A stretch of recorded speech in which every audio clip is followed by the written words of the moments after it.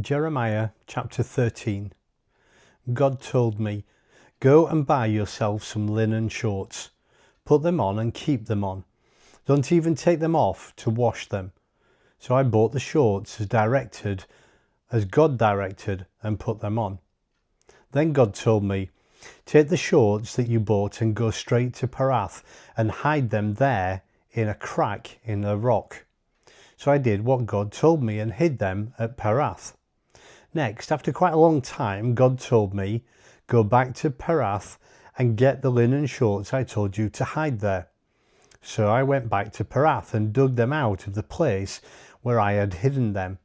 The shorts by then had rotted and were worthless.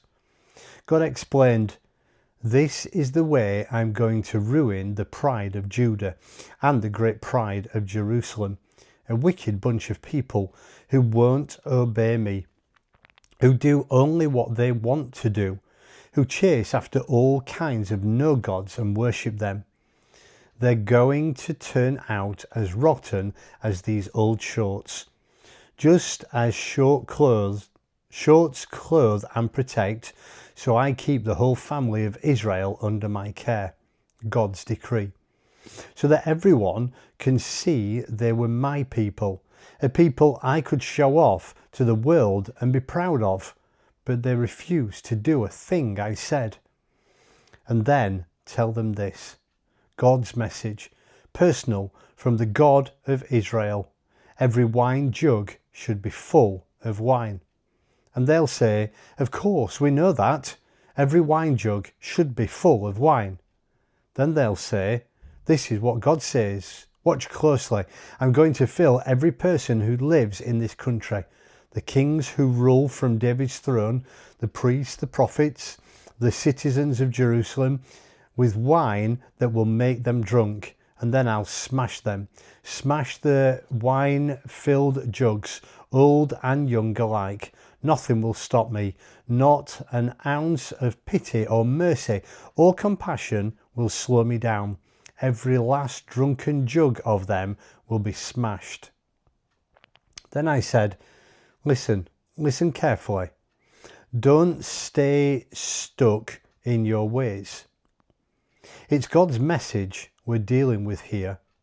Let your lives glow bright before God, before He turns out the lights, before you trip and fall on the dark mountain paths. The light you always took for granted will go out and the world will turn black. If you people won't listen, I'll go off by myself and weep over you. Weep because of your stubborn arrogance. Bitter, bitter tears. Rivers of tears from my eyes, because God's sheep will end up in exile. Tell the king and the queen mother, come down off your high horses. Your dazzling crowns will tumble off your heads. The villagers in the Negev will be surrounded, everyone trapped, and Judah dragged off to exile, the whole country dragged to oblivion. Look, Jerusalem, look at the enemies coming out of the north. What will become of the flocks of people, the beautiful flocks in your care? How are you going to feel when the people you've played up to look up to all these years, now look down on you? You didn't expect this. Surprise? The pain of a woman having a baby. Do I hear you saying, "What's going on here? Why me?" The answer's simple. You're guilty. Hugely guilty. Your guilt has your life endangered. Your guilt has you writhing in pain. Can an African change skin? Can a leopard get rid of its spots? So what are the odds of you doing good? You who are so long practiced in evil. I'll blow these people away like wind-blown leaves.